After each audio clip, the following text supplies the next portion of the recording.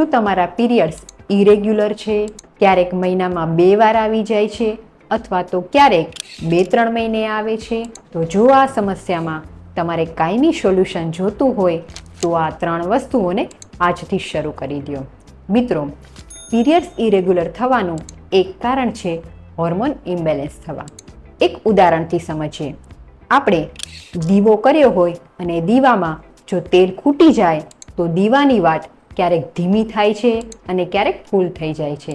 તેવી જ રીતના જ્યારે આપણી લાઈફસ્ટાઈલ બગડે છે, આપણો ખોરાક બગડે છે અને આપણે જ્યારે વધારે ચિંતા કરીએ છીએ ત્યારે આપણા હોર્મોન ઇમ્બેલેન્સ થાય છે અને આપણું માસિક ઇરેગ્યુલર થાય છે.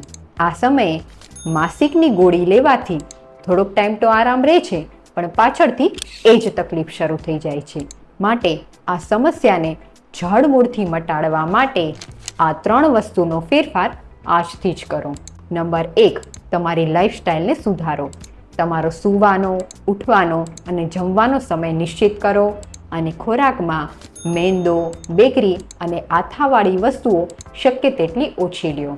નંબર 2, નિયમિત સૂર્ય નમસ્કાર કરો અને રોજ સવારે ભૂખ્યા પેટે નવશેકા તલના તેલથી અથવા તો ટોપરાના તેલથી માલિશ કરો. કારણ કે આયુર્વેદ મુજબ જ્યારે શરીરમાં વાયુ વધે છે ત્યારે માસિક અનિયમિત બને છે. માલિશ કરવાથી આ વાત દોષ ઓછો થાય છે અને હોર્મોન્સ બેલેન્સ થાય છે. નંબર 3, દિવસમાં ઓછામાં ઓછું 3 વખત ઓમકાર જરૂરથી કરો.